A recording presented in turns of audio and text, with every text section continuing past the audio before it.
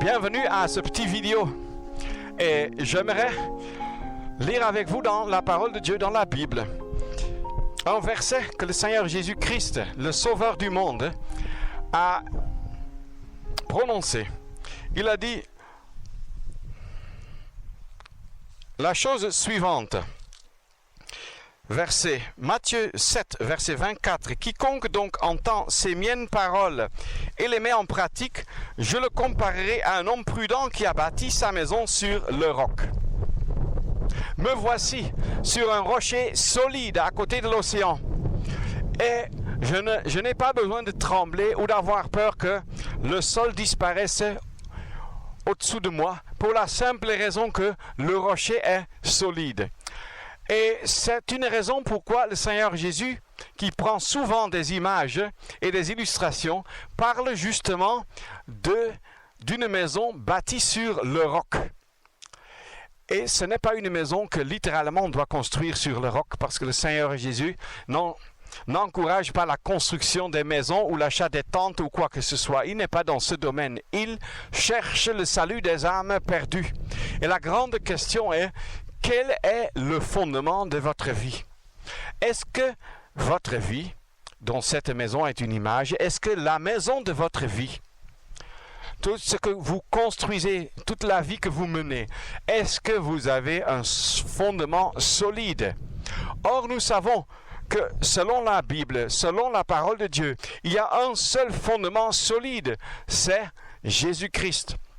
1 Corinthiens 3, c'est un autre livre dans la Bible, et dans un autre contexte, dit ceci: personne ne peut poser d'autre fondement que celui qui a été posé, c'est Jésus-Christ.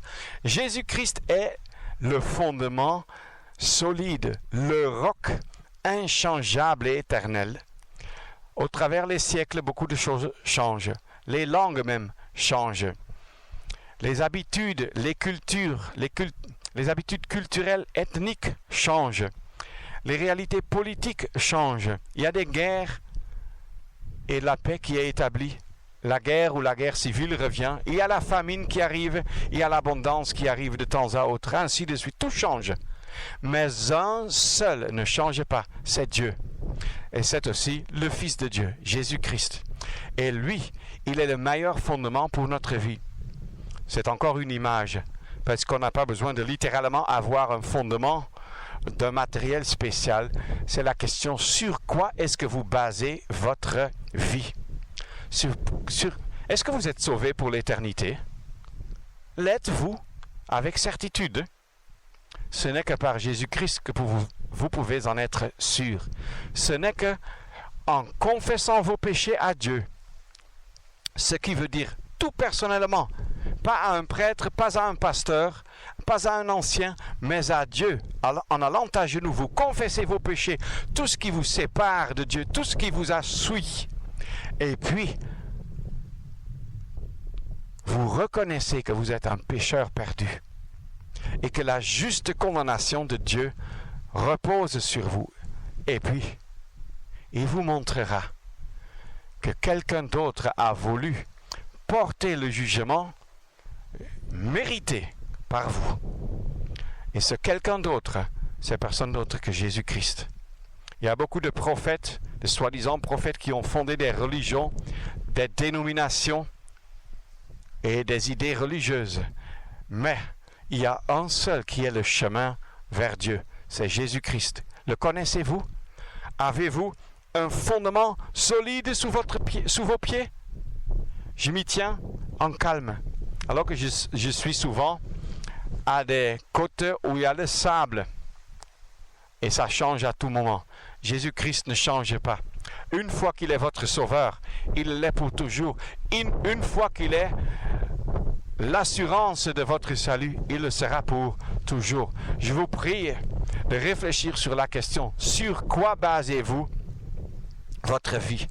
Est-ce sur le roc qui est Jésus-Christ, ou encore sur du sable? C'est comme le marécage, tout s'enfonce.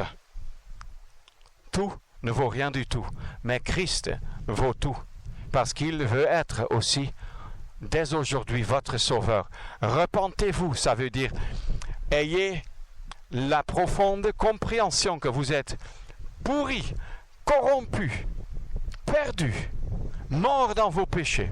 J'ai aussi dû le reconnaître. Pourquoi est-ce si important? Parce que seuls ceux qui reconnaissent être malades ont besoin d'un médecin. Le médecin va seulement traiter ceux qui comprennent être malades. Le médecin divin peut seulement vous traiter, vous sauver, vous guérir de cette maladie mortelle du péché si vous vous repentez et allez vers lui. Et je vous prie, prenez ça au sérieux. Repentez-vous, croyez à l'évangile, à la bonne nouvelle du salut que Dieu vous offre par Jésus-Christ. Crois au Seigneur Jésus, dit Acte 16, verset 31 dans la Bible. Crois au Seigneur Jésus et tu seras sauvé. Là, vous aurez aussi un fondement solide sous vos pieds. Pas littéralement, physiquement, mais sous votre foi. Et pour votre destination éternelle, vous saurez avec certitude que, regardez, tout change, mais lui, il ne change jamais. Moi, je peux dire que depuis des années, Jésus-Christ est le rocher de mon salut, le roc sur lequel je peux me tenir, même au milieu des orages. Lui, il ne change pas et j'en suis très reconnaissant. J'espère que vous aussi, vous allez bientôt le découvrir, l'avoir comme votre sauveur, comme votre roc solide, comme le rocher solide et éternel de votre salut éternel. Que Dieu vous bénisse et que vous puissiez prendre donc ce message de la Bible au sérieux. Merci.